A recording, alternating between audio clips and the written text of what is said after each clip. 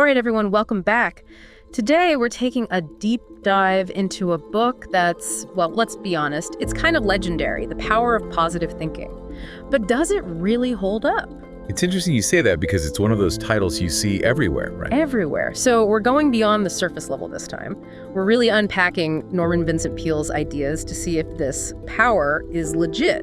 Peale was really onto something with this idea that our thoughts aren't just, floating around in our heads. They have real power. He believed they actually shape our experiences. So kind of like our minds are magnets, pulling in the stuff we spend the most time thinking about. Like, if you're convinced you'll fail, you probably will. Yeah, it's like setting yourself up for that outcome without even realizing it. So how do we use this thought magnet idea to our advantage? Well, instead of dwelling on a past mistake, say you've got a big presentation coming up. Right. Instead of obsessing over messing up, Peale would say, visualize yourself nailing it. Picture it, the whole thing. Exactly. Confident, articulate, owning the room. So it's not just thinking happy thoughts, it's about strategically choosing where to direct your focus. Absolutely. And Peale called this the law of belief.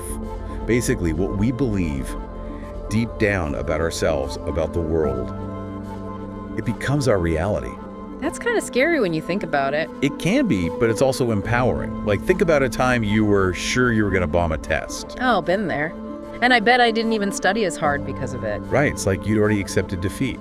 Our beliefs, they shape our actions, our effort, even how other people see us. It's a self-fulfilling prophecy, for better or worse, right? Exactly. But if you believe in your ability to succeed, you're more likely to put in the work, project that confidence, and that changes things. Okay, I'm starting to see how this works. Yeah. So it's about changing your beliefs to change your outcomes. But how do you actually do that? Well, that's where Peale brings in this idea of faith.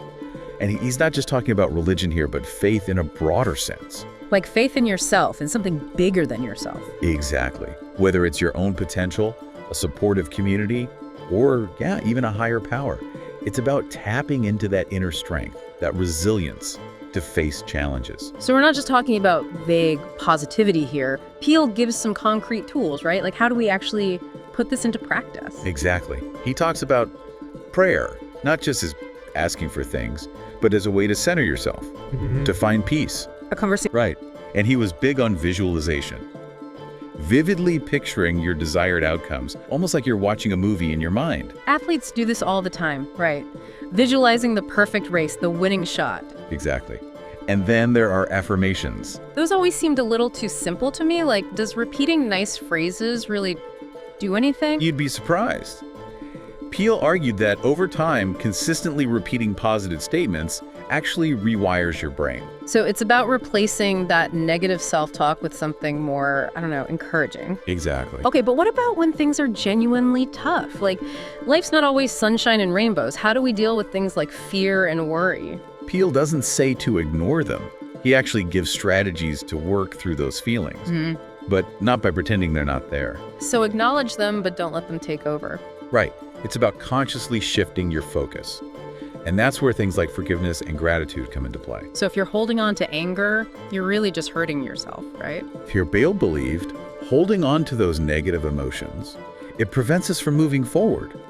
Forgiveness isn't about letting someone off the hook. It's about releasing that burden you're carrying. And gratitude, it's about focusing on what you have, not what you lack. Yes. And that shift in perspective, even if it's small, it can be incredibly powerful. Wow. So, we just scratched the surface here, but it seems like the power of positive thinking is really about taking control of your thoughts, not letting them control you. And using that power to create positive change, both in yourself and in the world around you. So if our thoughts are that powerful, what will you choose to focus on today? Food for thought.